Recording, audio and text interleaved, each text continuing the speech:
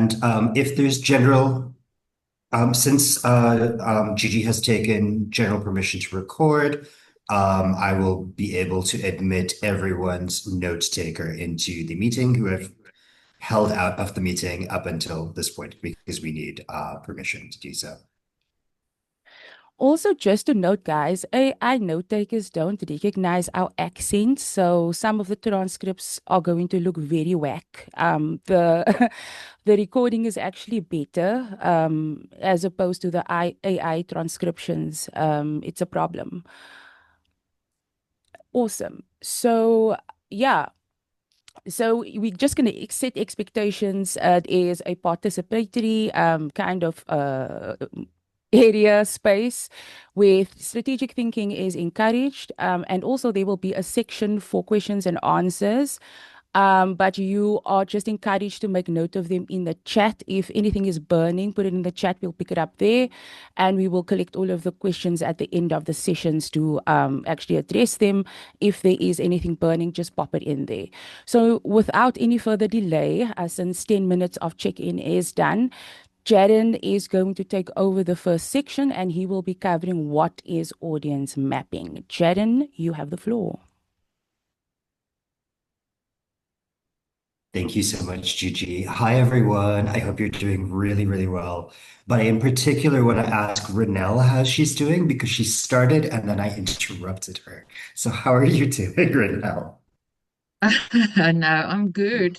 Feeling Good. blue because it's cold in Cape Town and busy. Um, I am a little bit happier because there's a little bit of sunshine. So, guys, audience research, sometimes called audience mapping, sometimes called audience segmentation, is a really, really important part of what we do as communications professionals and practitioners. So important that we've dedicated an entire module within the curricula to it. And it's important for some obvious reasons and some not so obvious reasons. So let's take a little bit of time to talk about what some of those reasons is and what some of the things that we should keep in mind when we're talking about the subject are.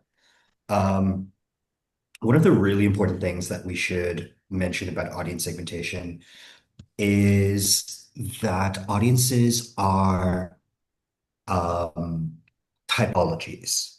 So, as communications creators, we are basically designers of products.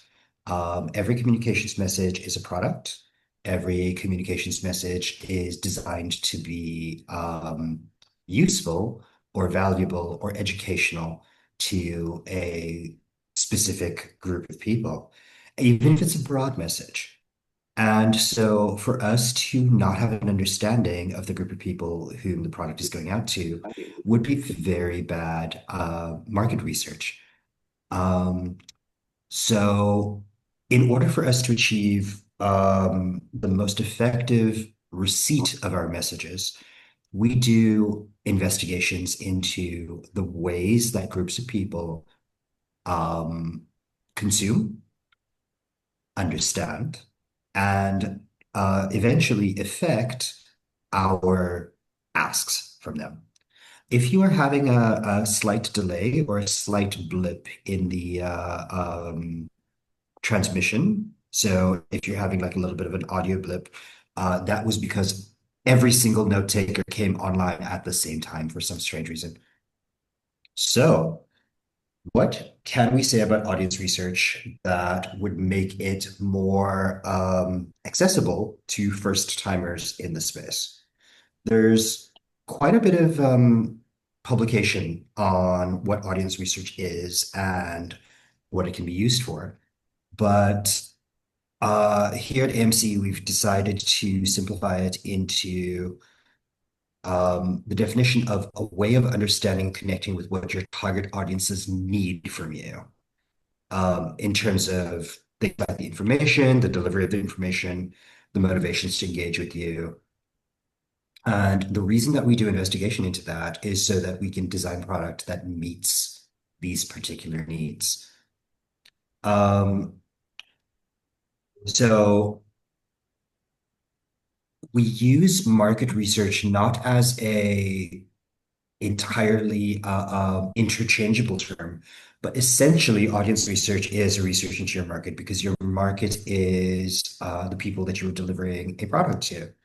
So we're asking questions in terms of the market research about how the people will perceive and feel and prefer to consume the information. It's also social science research in that we're looking to understand how people think and behave.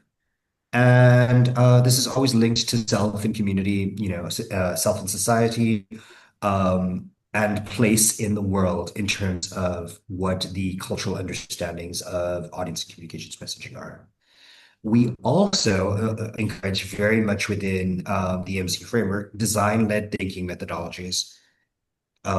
So in more traditional organizations, there is an entire marketing and research department, particularly in commercial strategy, where it is really, really important and a product will be designed and redesigned and market tested, and there will be focus groups and all of these lovely, wonderful, slow and expensive ways of determining what an audience is. One of my favorite stories of this is that when Marvel was relaunching its branding for cinema, and remember, Marvel was in a very poor financial position at the time.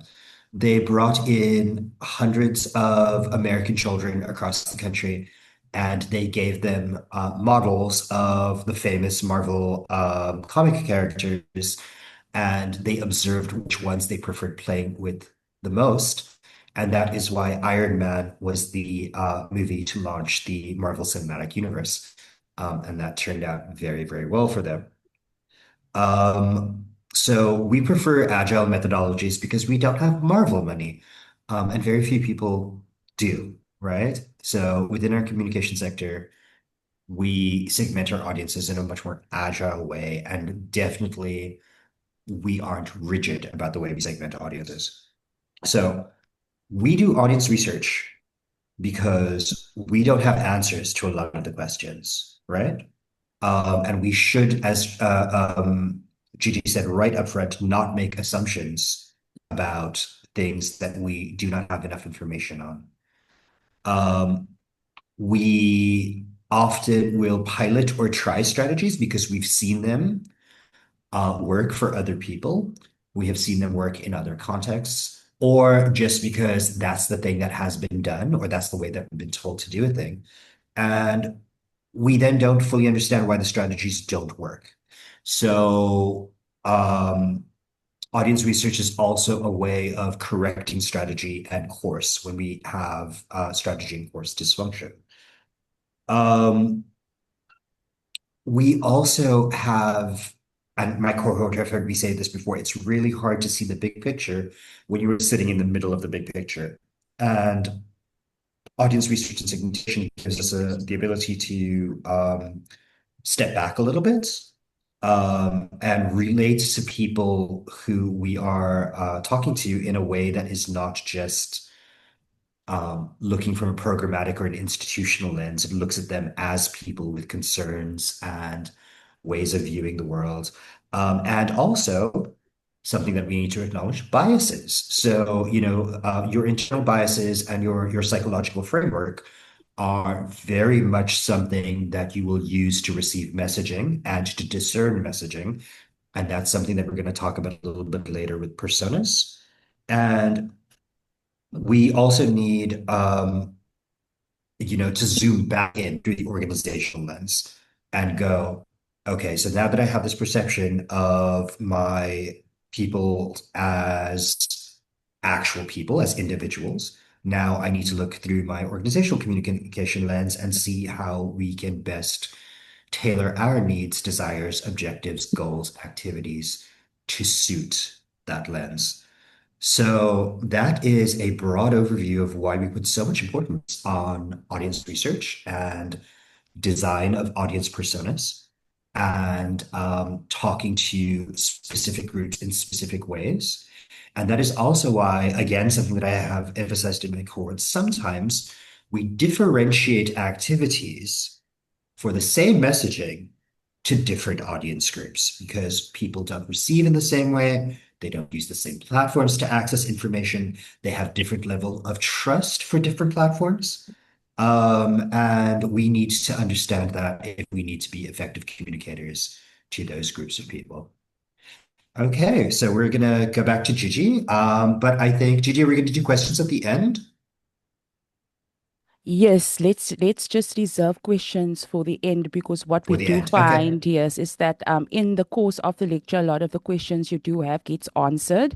So we just keep it until the end, otherwise it kind of fast forwards the lecture to parts of places that we are going to build up to. So the next segment is going to be headed by Apiwe, and thank you so much, Jaden, for giving us a broad overview of what audience segmentation and research is and why it's so important for us in terms of strategic thinking and how to apply that and implement our outputs in a meaningful way. So Apiwe is going to take you through the next section, and Apiwe, you have the floor.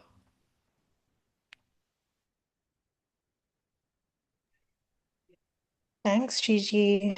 Good afternoon, everyone. I'm just going to share my screen shortly. Can everyone see my screen? Uh, trying to. Yes, we can see your screen. Oh, I'm having another tech difficulty moment. I'm trying to enlarge the to make it full screen.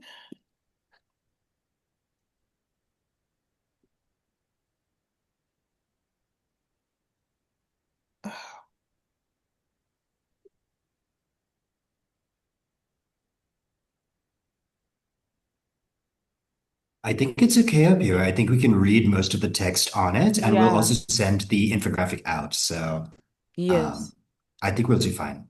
Okay, cool. Um, So my section is really looking at why and how we map audiences.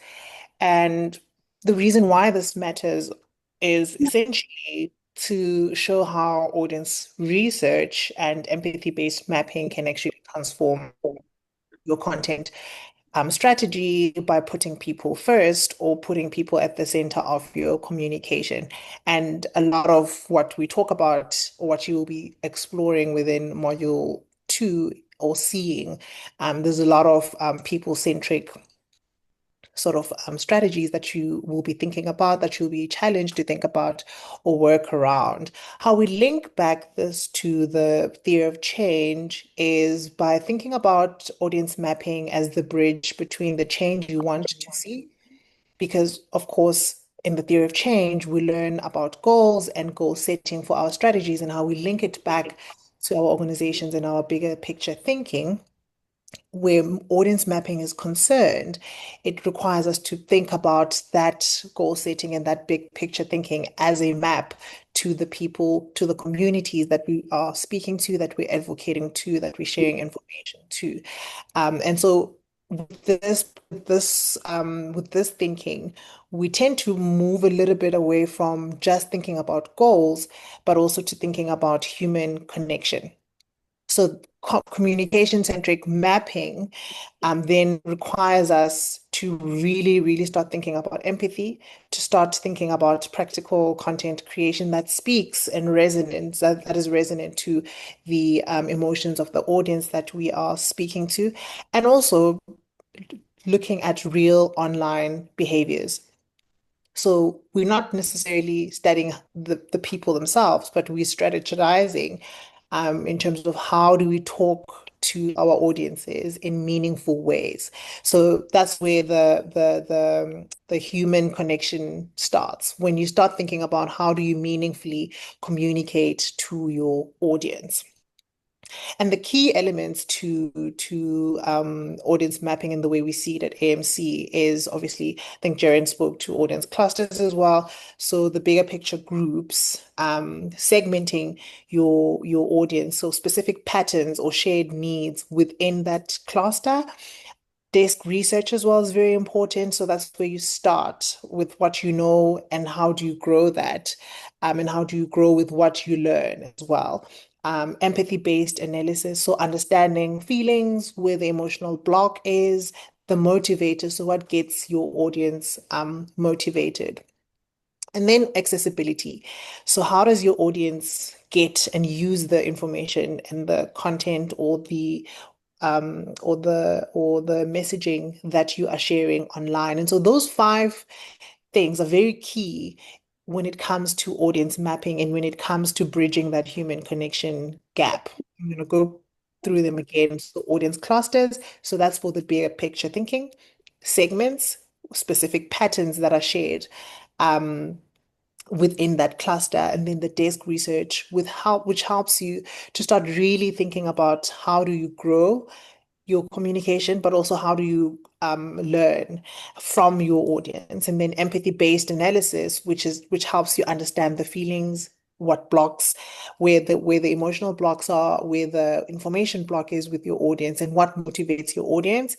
And the last one is accessibility. And accessibility is quite an important one. And I oftentimes feel that we take it for granted as communicators. We often assume that everyone is online, and that's oftentimes not the case when it comes to some of the communities that we speak to. So it is also about finding integrated ways of not leaving people behind or leaving your community behind, and tapping into how are they engaging with your content.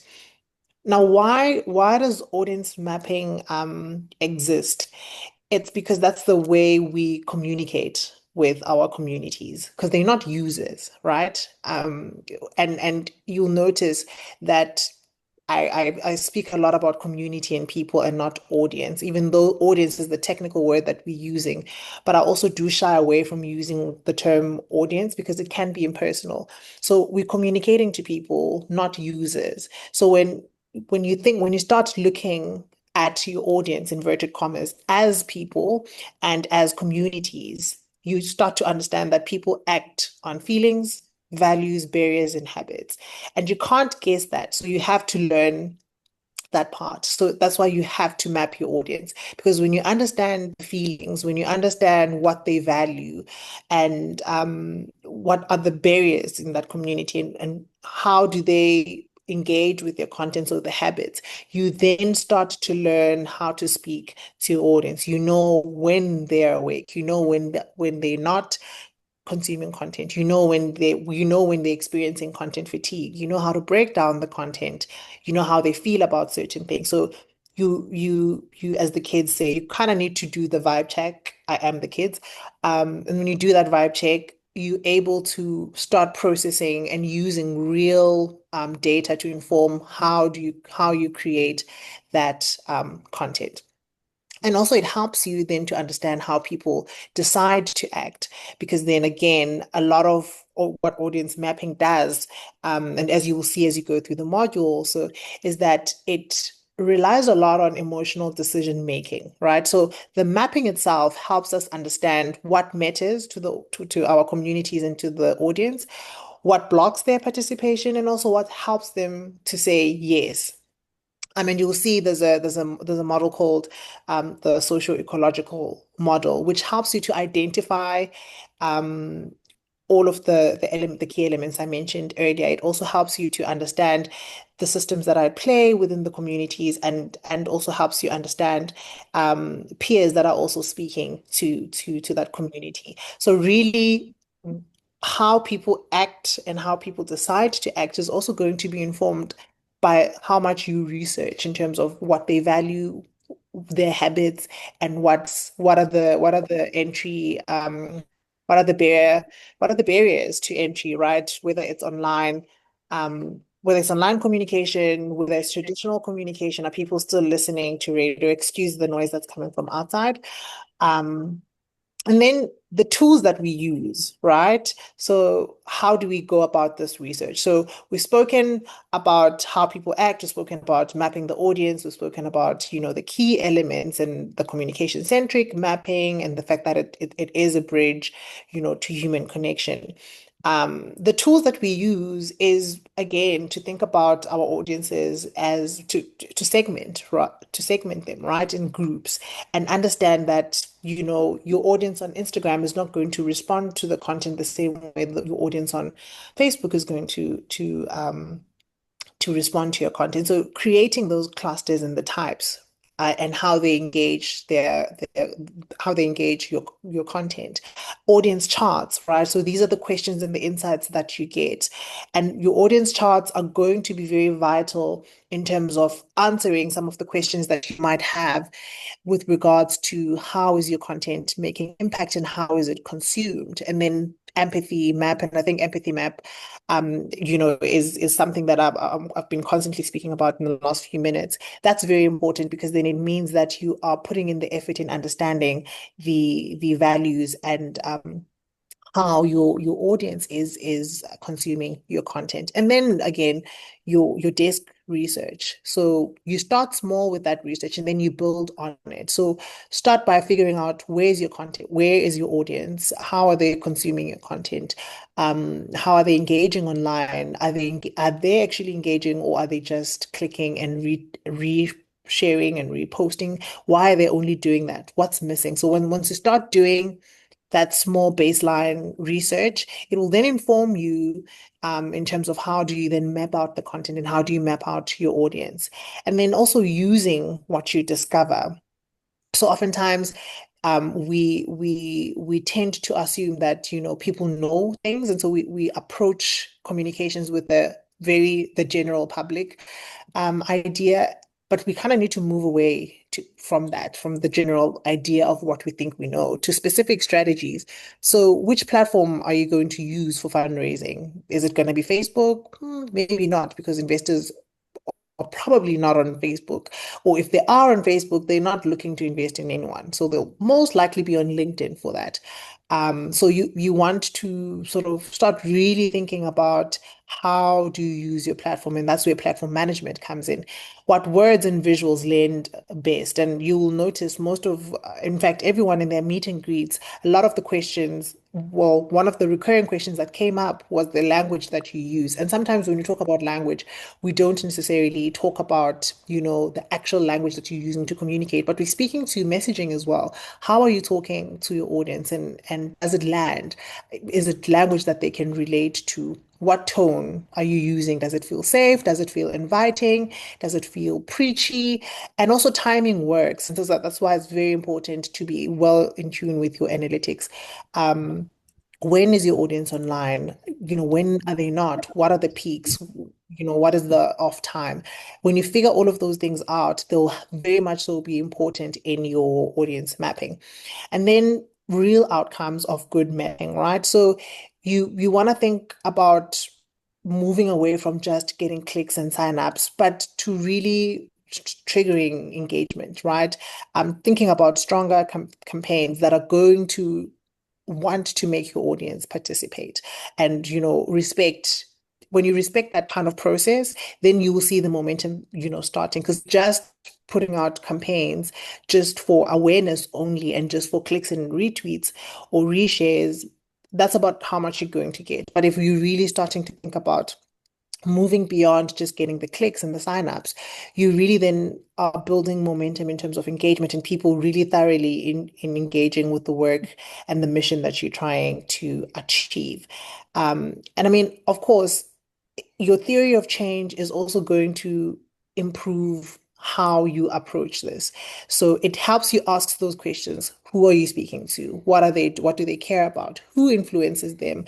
Are they on this platform? Do they want stories or stats, right? So again, most of the times you'll find that you're leaning more towards stats because you're thinking it's going to trigger thought. Meanwhile, people are actually looking for stories. So you also want to be very you want to be very careful in terms of what you play on your platform. So when you're doing your audience mapping, your theory of change becomes important, as I mentioned earlier on, in terms of establishing who are you speaking to, what do they care about, who influences them, are they on the platform that you are communicating on, or do they want stories or stats? Bringing it all together is about understanding that audience mapping is basically the foundation of strategic, inclusive, and responsive communication. Strategic being the part of understanding the what, where, how, and who. The inclusive, understanding where the community is and what are the areas, what are the values, what are the habits. And then the responsive is then you using the research to build and learn and to refine your strategy. And I think I'm going to leave you with, a few questions to ask yourself as you start thinking about audience mapping. So, who are my key audiences? What do they feel? What do they need from me? What do I want them to do? Use this to guide your content decisions or to guide your content strategy. Using that as a baseline might help trigger some kind of difference when it comes to how your audience responds and engages with your content. So just again, to recap, always remember audience mapping is about empathy, strategy, better content, and stronger relationships. So I think with all of that, I'm basically saying let's stop maybe guessing and really start listening to our audience. And with that, I will stop there. Thank you so much, Apiwe. That was some riveting work and a real grounding in what we are trying to teach at AMC. And in further modules, we'll also dive into some of the things that Apiwe had mentioned, which is also content creation and how this also ties into your theory of change and your audience mapping. And yeah, so without further ado, I just want to take a deep breath here at this precipice, just at midway, just to take a deep breath in and out, right? We know that it's a lot of information that we sometimes give in these lectures, but because it's recorded, you will have it as a resource. For now, just take in what you can take in so that we can have discussion after. And I want you to also think about, while we are talking about these things, how you are applying these things within your own working framework and within your own structure. And in addition, if there is maybe gaps that you are noticing, that is also a good sign, because now it means that you have identified something that you can find a solution for. Okay, so beautiful people, we are going into the human side of the strategy now. Apiwe, would you be so kind as to share the first slide?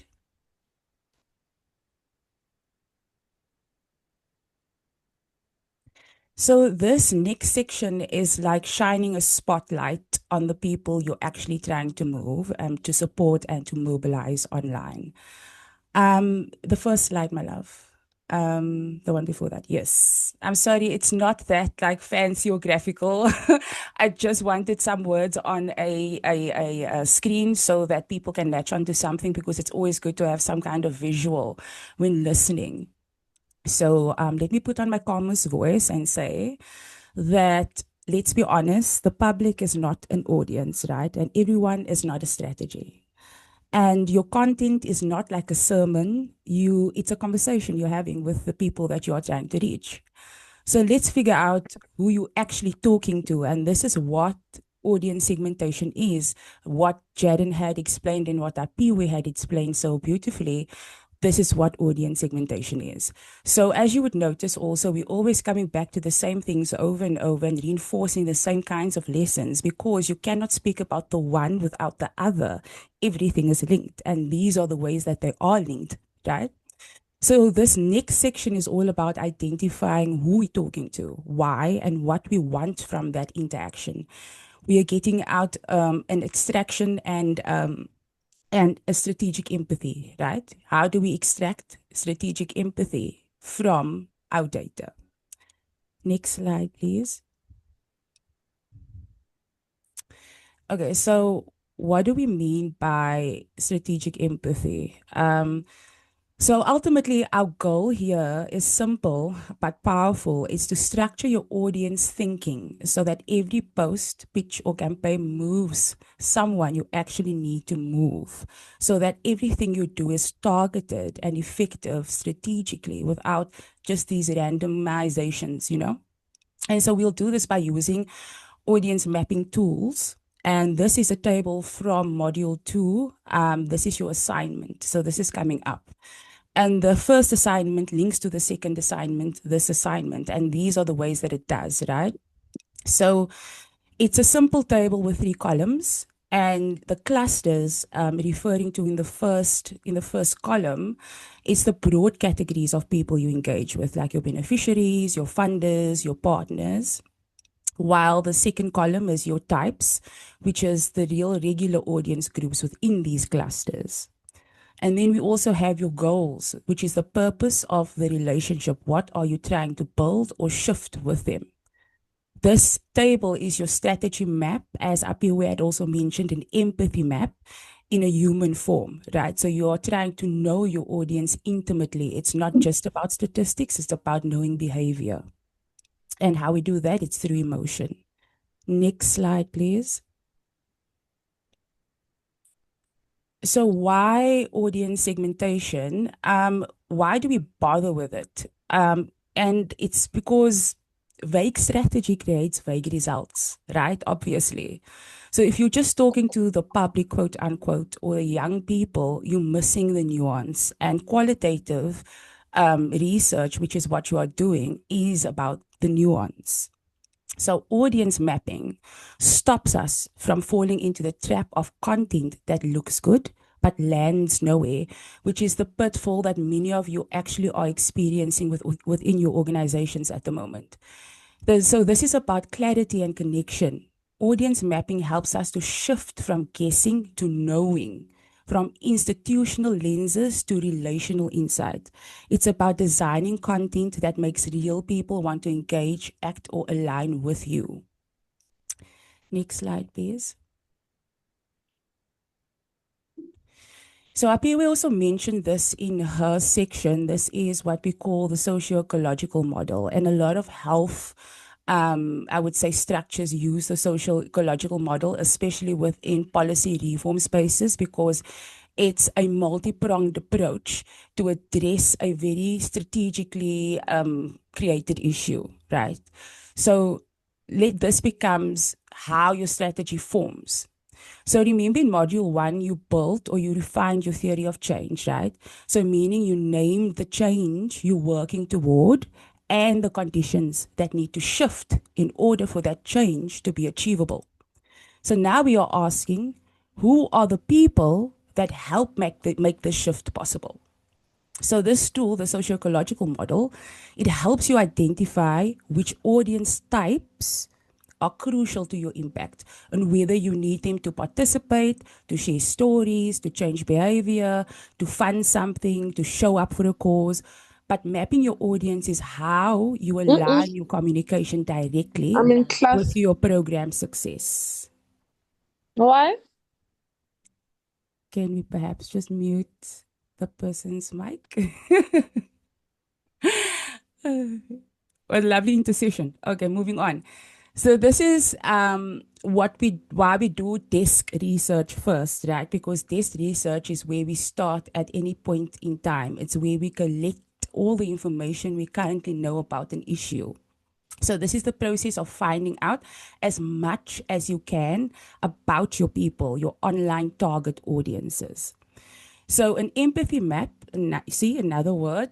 I love how these words are coming up so that you can start thinking about and speaking about these things in this way. An empathy map gives rise to desk research. So you build your map, it's almost like a mind map, right? And you build your empathy map, and this will tell you where you need to find your information or where you need to expand upon information. So we also need to understand that people are very complex, and this is why one of the favorite models is the socio-ecological behavioral model, because it incorporates things on different levels, on the individual level, the interpersonal, the organizational, and then the community level, right? And just to note, sources for desk research can include anything from anecdotal or experiential knowledge, other research organization or project has done in the past, workshop notes, other primary research from research centers, reports, or even past communications published online. And a good way to start an investigation is first just checking out what your own online website says. If they have LinkedIn pages, if they have any online prints, first go there, first investigate what is already existing within the sphere of public communication towards that. And then you start asking for reports or for any information that can inform your theory of change underlined thinking, which is what is going to plug into the socio-ecological model. Sorry, I got a little bit tongue twisted. Next slide, please. So let's talk about how we ask real people the right questions, because good insight starts with the right sample, right? So now we're going into research, and this is going into qualitative research. And when you are doing primary research, which is meaning that you are speaking directly to the person, that's a primary source of research, you are doing the interviews. That is something like interviews or surveys, focus groups. And you don't ask everybody, right? You ask for a sample of that population or that audience. So that means a small group that represents the larger audience that you cared about, right? So how do we choose who to ask? So simply you start with your audience types.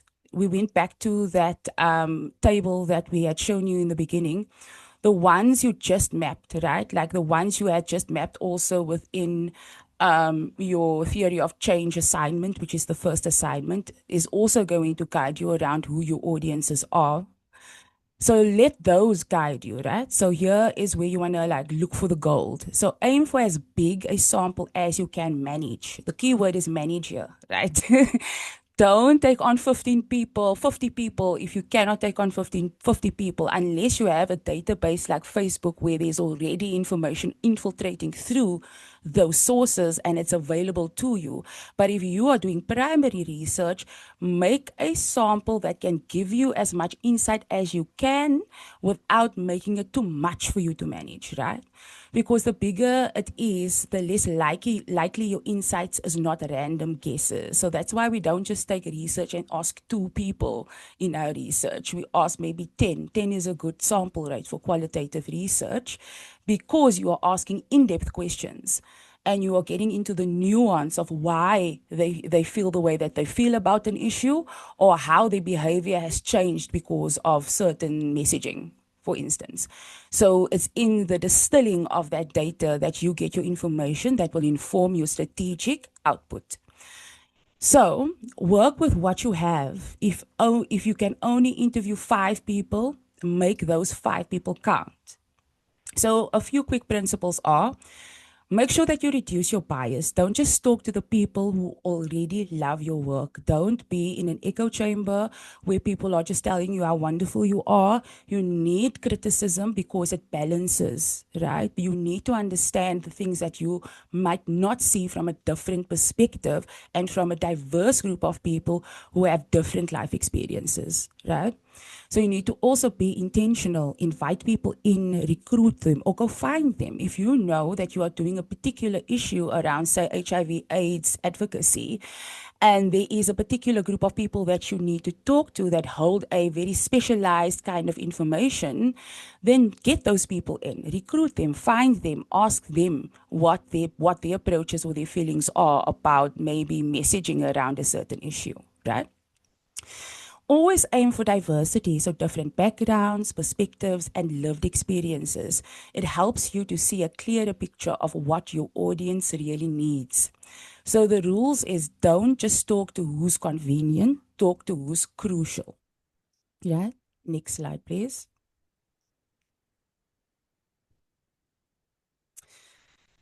Right, next slide, please.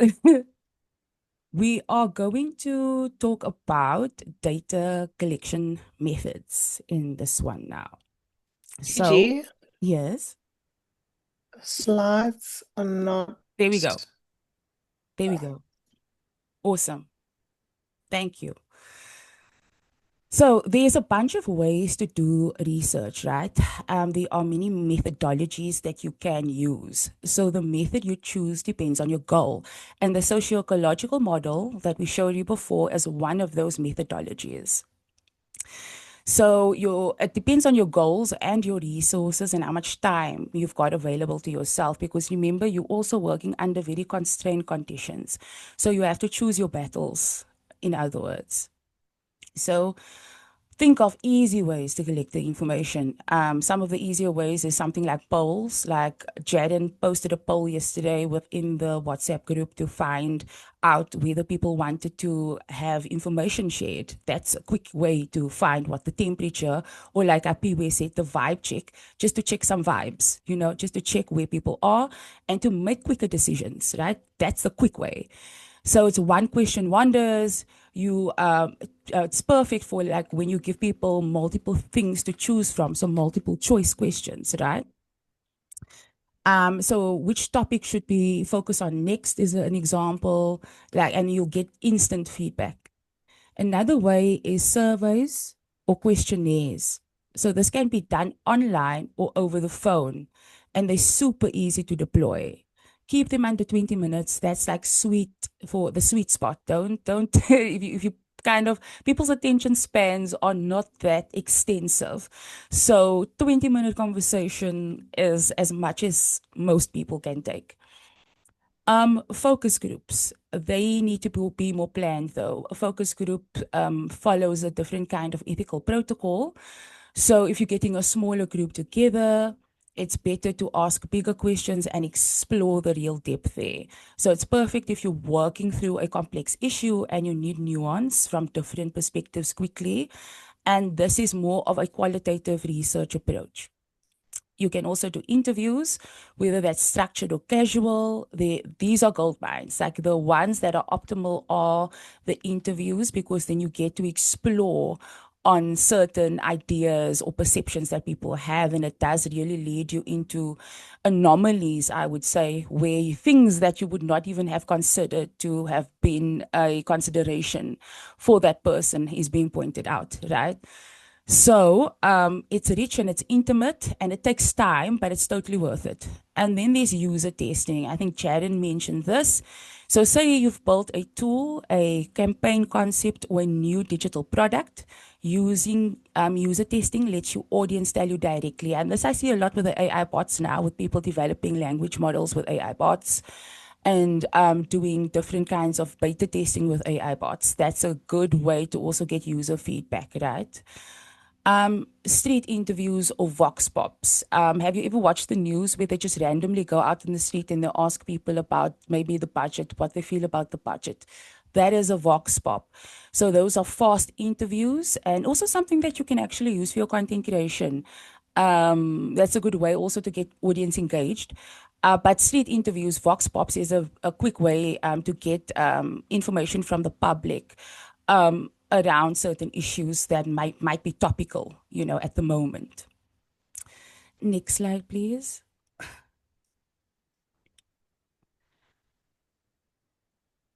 Okay, ons is amper daar. So now we've looked at how to gather information either through desk research or primary research, which is the research that you do in person. So now the question becomes, what do we do with it? Right? Now we have all this information, we have all of these interviews. What are we going to do with it? Because information on its own doesn't make sense. You have to create context. Yeah, right. So that takes insight. And when you create insight or you build insight, that's what guides your powerful strategic decisions. So whether it's data from Google Notes, from a focus group, or voice notes from community leaders even, you are collecting data, right? These are sources of information. And your job is to turn that data into communication solutions. So solutions that meet your audience's actual information needs, not what you think they need, but what they've shown you through what they say, do, and ask. And what helps you validate this is validate your ideas. It will help you validate your ideas. It will help you map your user journeys. It will help you make decisions that you can defend to your teams and your funders about. And ultimately, it's to help design content that connects and converts complicated information into something that the layperson can understand. So how do we make these insights visible, shareable, and usable across a team or a campaign? And that we can do through personas, right? Next slide, please.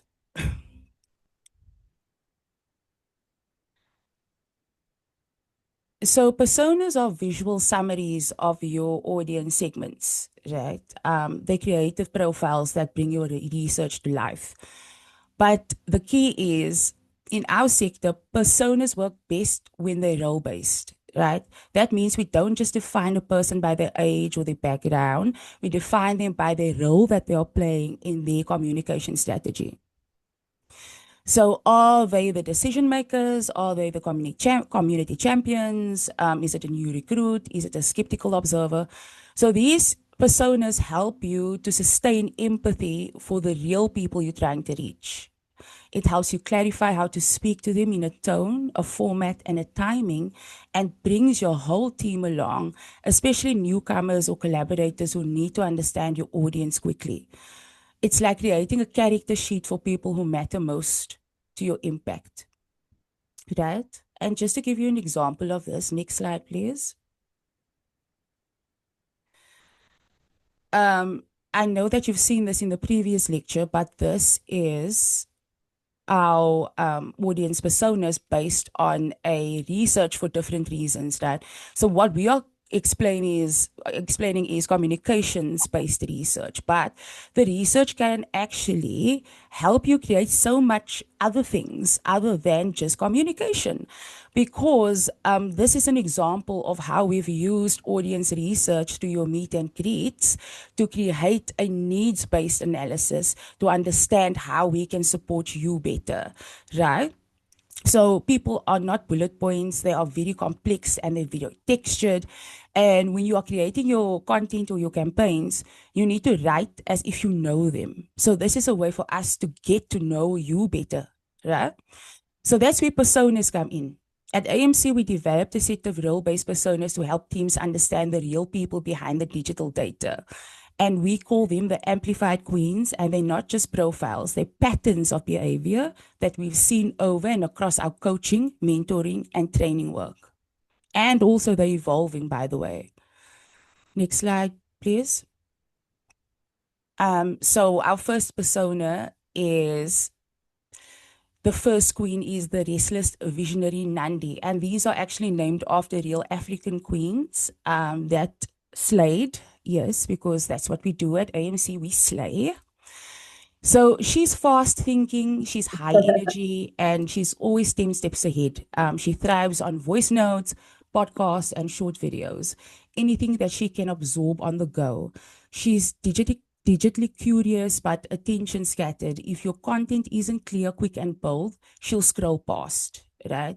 So her challenge is focus and follow through.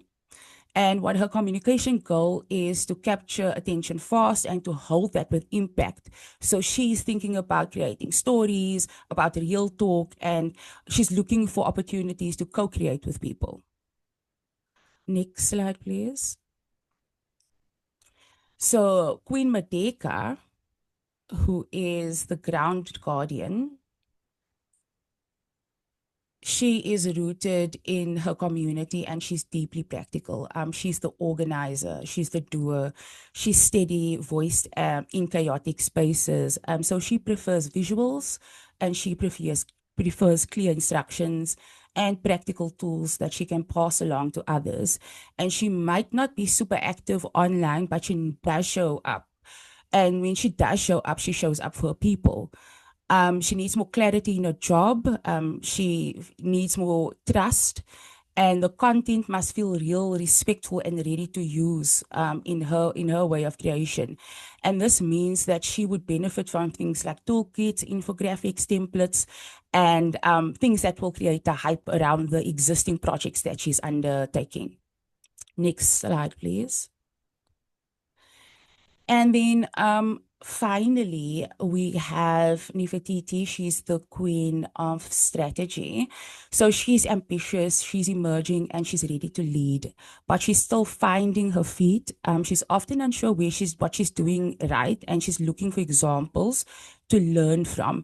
So she needs step-by-step guidance and peer validation. So she thrives in a group of people. She's looking for collaborations, right? And her communication goals is to build confidence within her systems thinking and analytics. and to show her the way and to remind her that she's walking with power and how to build on trends, how to monitor content, how to guide via templates, and how to create spaces where she can share, right? So these queens are made up of very specific patterns that we've seen this year, particular to this particular group. And this is the way that we have approached all of our communications with you and how we are also structuring our coaching journeys with you. So this is just a good example of that. So based on your own needs, you should ask, what does your audience research look like in your organization? And this is the journey that module 2 will take you on. I'm going to end off there. It was a lot of talking, but we are so good on time. And thank you so much for your attention, for holding your attention span for so long. We are taking questions because I know the room is burning with some questions. Hands up. Who's going first?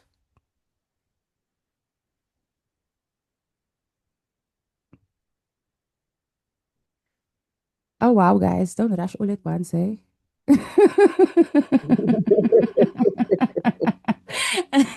Balu, it does not even have to be a question, it can be a statement, my love. Do you have anything to say or would you like to contribute since your mic is unmuted?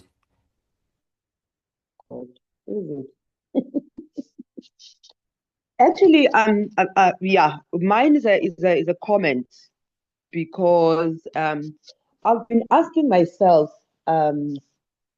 what exactly is an audience? What is the meaning of the word audience? But Apiwe kind of responded to that question when she said, an audience is kind of impersonal. It sounds impersonal, but a community or communities, it's the people that you are talking to, because obviously an audience is a collective of people who probably have the same interests, gathered for a specific reason, and that is broad. But if you're talking to a community, it is, well, almost the same, but it feels like you are closer to the people. You want to share this information from what they know and using their language and tapping to their culture. That's my comment, because I have exactly is an audience. So thank you so much, Apiwe. You clarified everything for me. Fantastic, Balu. Awesome. A round of applause for Apiwe. And we see a Kona and Snako. So in that progression, please. Thank you, Gigi.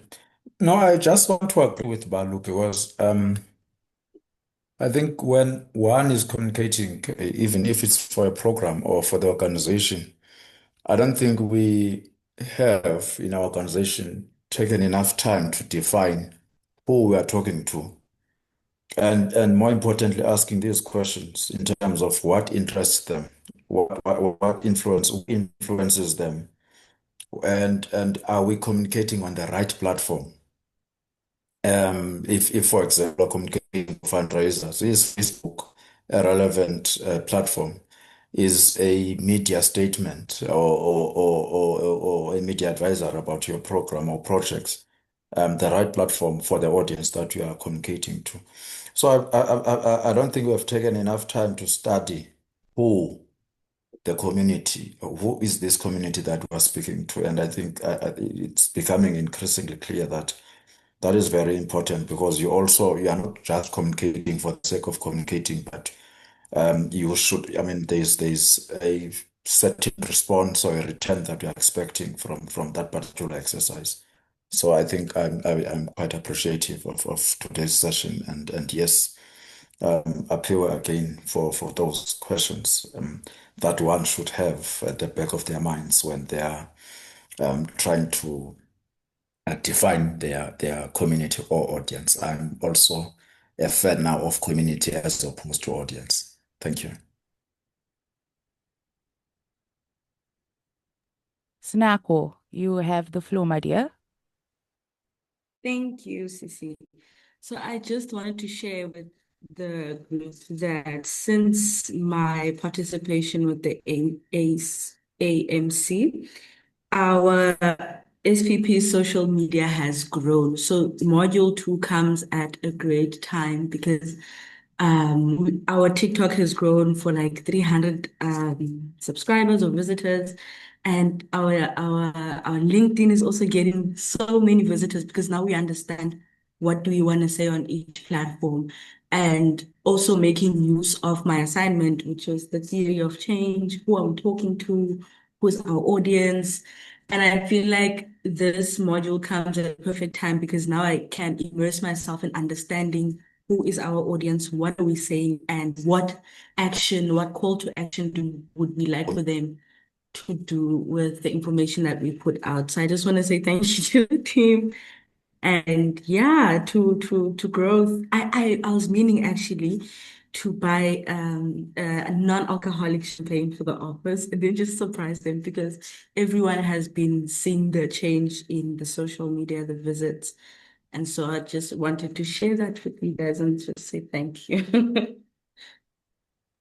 Oh, congratulations, Nago. That is fantastic. And can you see how the application of the theory in practicality, even in the work that you are doing now, can greatly benefit? So don't even like delay or wait for a capstone project to start implementing. Implement now already whatever you learn, you know? Is there any other statements anyone want to make around what they've learned around this right now, or some of the lessons that they have imparted that they've learned from some of the module work that has benefited them? Balu, my sister, I see you are unmuted, but you like to take the floor?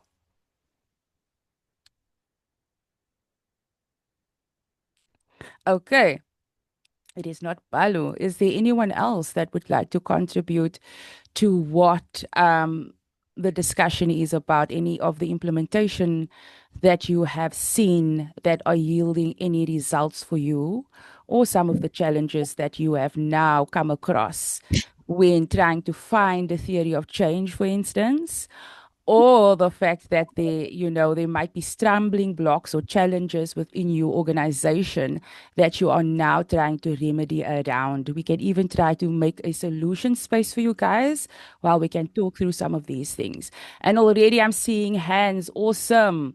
So Mbali, Yolanda, and Zoe. Awesome. I think I will go first. Afternoon, everyone. Mine is just a comment to say that from our side, the program has been really helpful so far. Sorry if you can hear background noise. So it has been very helpful so far in a sense that we are getting to a point where we're really streamlining and creating a structured communication, not only for the fast prep project, but for the organization entirely. And so mine is to say thank you for this work. It's really, really a contributing positively on our side. Oh, thank you, Mbali. Yolanda.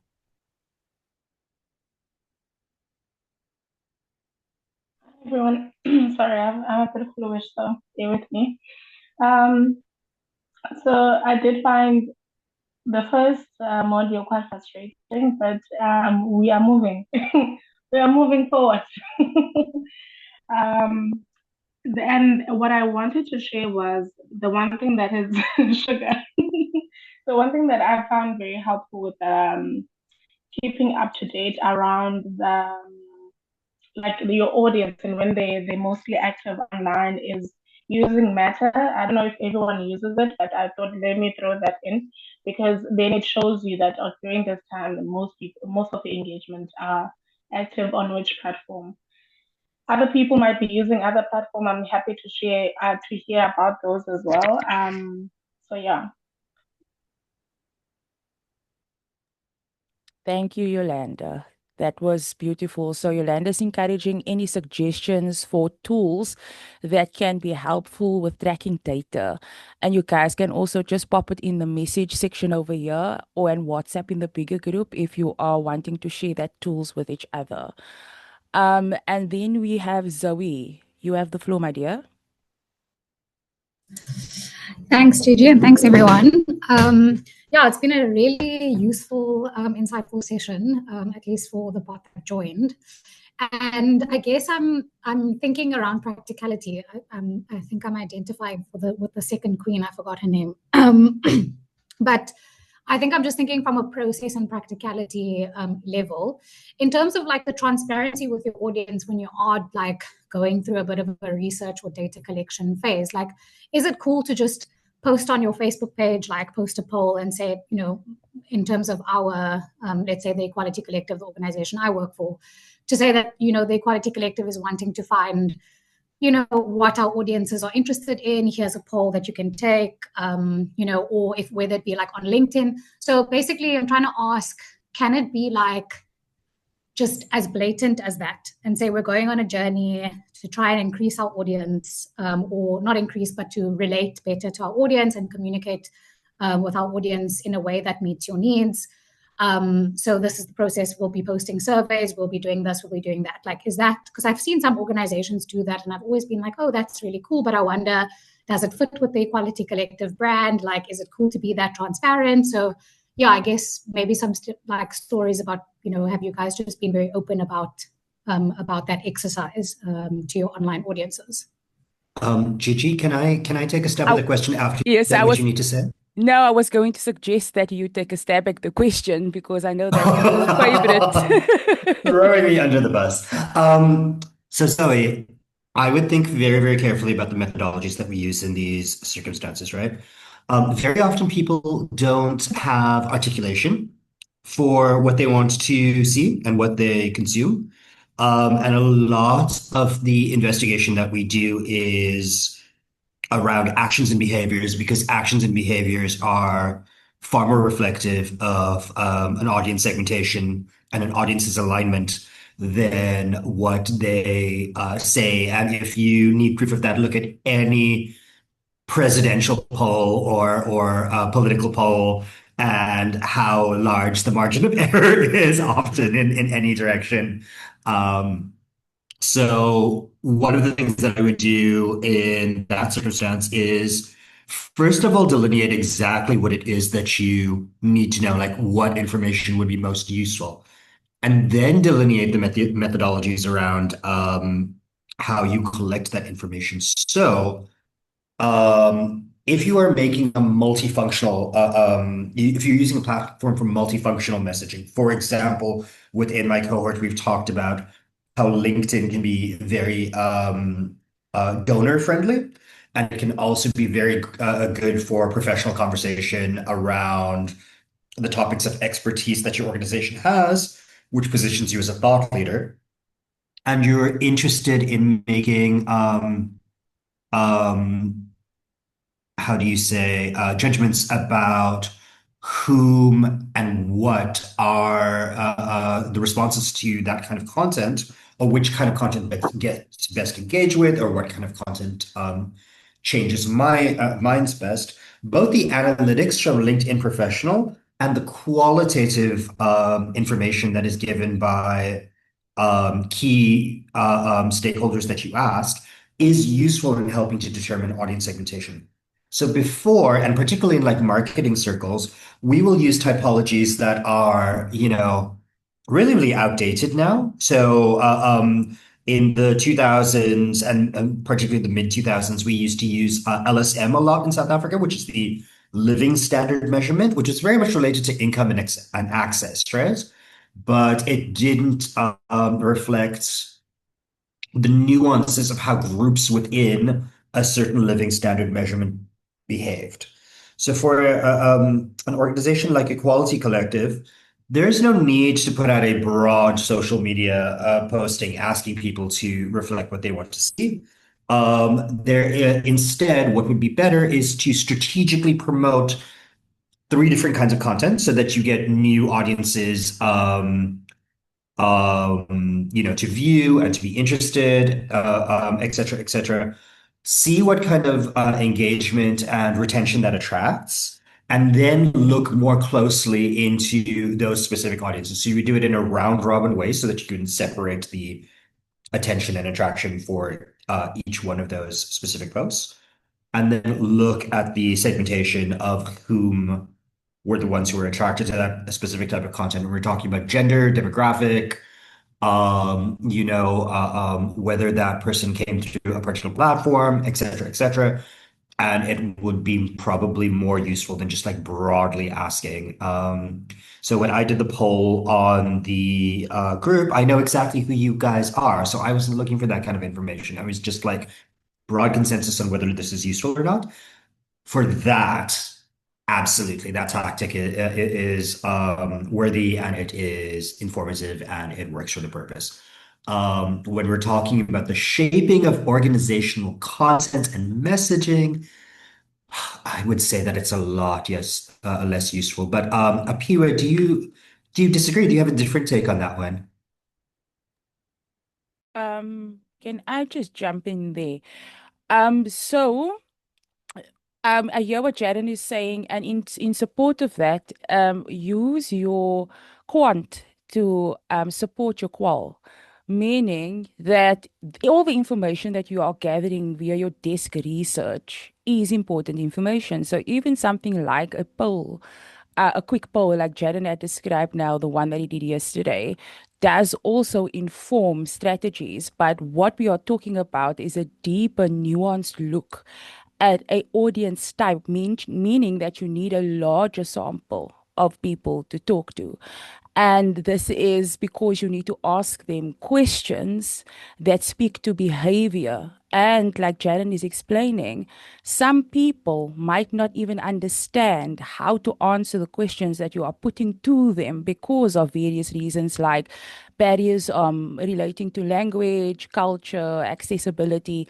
And especially within South Africa, we have so many variants that it's difficult to create a standardization of anything. And so, this is the advice we are giving. First, understand what your theory of change is, meaning what your goal is, in order to shape what your research is going to look like so that your goal is answered within the research that you are undertaking. Do you understand? So it's almost like if you were doing a postgraduate degree and you are doing a thesis and you are now looking for evidence to support your thesis or to see whether it's verified or not, or even to find out new nuances like gaps that you have not foreseen before. So, this is what qualitative research allows you to do, which quant does not. Quant will tell you how much. And also within multiple choice questions, you can only understand the language and the options because you did qualitative. So you need to understand the language within the group to even pose that kind of question to people. So in any case, no two ways about it, you're going to have to do research by speaking to your audiences. So remember also that conditions change. So 5 years ago's information, it does not apply to now. There is so many shifts, so many things that happened. And so people's attitudes, behaviors have changed around certain issues. So it's always good to speak to people. And like we explained also, doesn't have to be a large group. It can be a group of 5 that gives you the nuance to what your quant is telling you. So if you did a survey and the quant is telling you something and you want to understand the nuance of that, that's a good opportunity to qualitative research to understand how to maneuver past the behavior or how to maneuver past the challenge or the barrier. Because sometimes it will point you to something like language, right? And something that you wouldn't have ordinarily have thought would be an issue. And that only research can uncover. But Apiwe, would you like a stab at it? No, I think both you and Jaren have quite spoken quite comprehensively about it. So I think I definitely co-sign and agree with all that's been said. Thank you. I Awesome. think we have Anele, yes, I see your hand up. So hi guys, I'm Nelly from the Ahmed Kathrada Foundation, and I'm listening to all of the steps and the strategy, and I'm thinking for an organization that focuses on such so many different things. For instance, in the 10 months, the messaging and the focus changes constantly. Um, I don't know whether it's because of the audience mapping or because things just evolve. Um, so most basically at the very beginning, it was about preserving the legacy of Ame Kathrada, and we all know this. The non-raciality, the non-racialism, and preserving democracy. But then, out of the foundation comes defend our democracy, which was incubated in the foundation and then moved out to be on its own. And that function of defending democracy has now moved on to something else and has left sort of a gap into the things that we now comment on or talk about. And then there's the Joburg Crisis Alliance, which focuses on issues of service delivery within Joburg, which is also now branching out on its own. And we're left having to go back to the drawing board on the things that we're focusing on. But then there's also just things that are being added on at the grassroots part of the organization focus areas, which is empowering youth and civic education and things like that. Now, in mapping out audiences, there's all of these elements that we have to consider that we are still defending democracy, but there is also something that has branched out. And now we're adding on youth leadership, which was first just youth activism and civic education. And it's all of these things in what would be the most practical way to do it? Would it be to find audience, audience segmentation for all the different elements of it, or just do it as an overall whole of Yes, it? you're going to have to do it via segmentation and via types. So each of those different groups have types within them. And this is why we're saying it's a very complicated terrain, South Africa, because even if you look at one city, you will get so much variance in terms of answers that it's difficult to create a standardization of things because of this variance. And now, if you're looking at audience across a certain issue, and across different sections, like the socio-ecological model now will help you underline a methodology to tackle that. So then you would kind of group people together. Who are the individuals that you want to address? What are the interpersonal issues related to the individuals that you want to address? Who are the community leaders within the space that has influence over this issue that you want to tap into? And then who are the governmental structures or the policy reform things or the people in the ministry that you have to kind of address if it's advocacy reform that you are doing to address this issue. So it has to be a multi-pronged approach. And I'm suggesting the way to kind of compartmentalize it in that way so that even though you are dealing with a broader issue, right? So you can kind of scope it down to, if we are looking at individuals, we are meaning the people that we are speaking to directly who has who will be influenced by a certain policy reform issue that we are advocating for. So who are the people on the ground that is now going to be like the gender-based violence bill, for instance? Who are the people on the ground that is going to be impacted by this? the women, the children, mothers, daughters, even fathers, brothers, everybody, right? Now we understand within that audience, there are segments as well, right? So if we move a level above that and we look at who in the authority level in the community are community leaders, that's a different stakeholder. They have influence to push across an issue.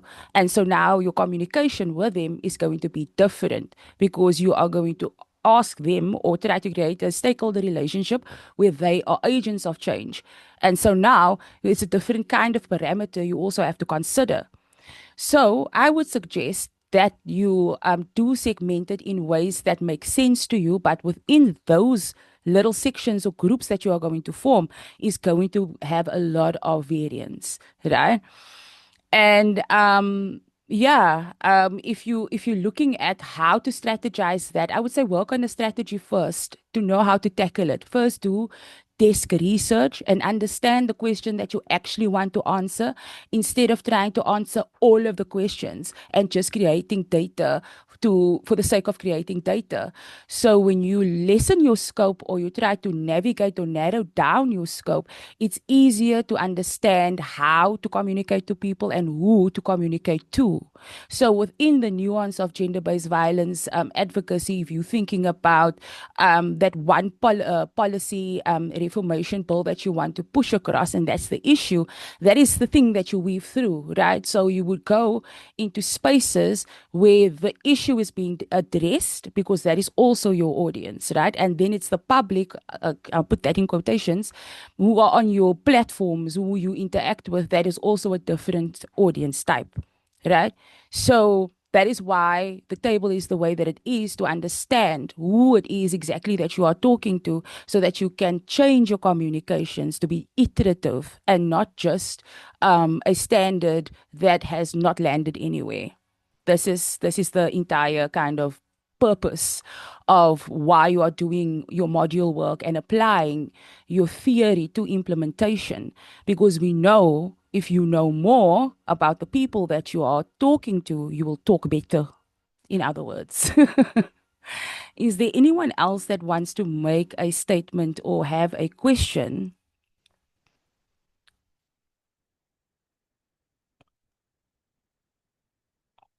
Nobody? Okay. Awesome.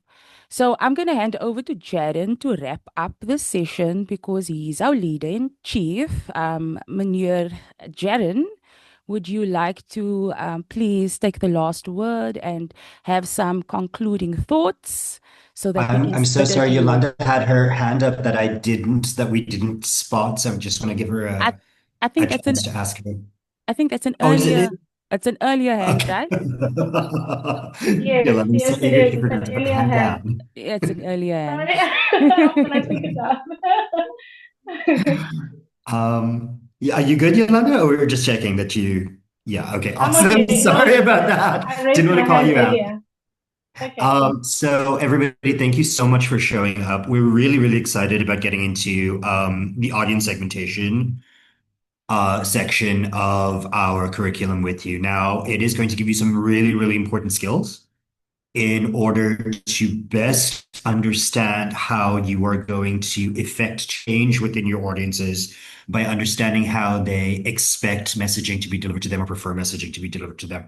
Now, this is one of those skill sets that is more technical, but we have a great deal of confidence in your ability to be able to grasp the technicalities needed.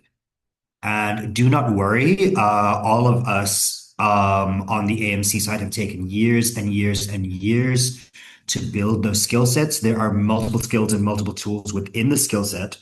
So this is going to be ongoing learning, ongoing professional learning for the entirety of your career or the entirety of your operation in the space. And also, it is going to refresh every time that there's a new development in the sector. So, for example, AI and audience research and AI and audience mapping is where the frontier is at the moment.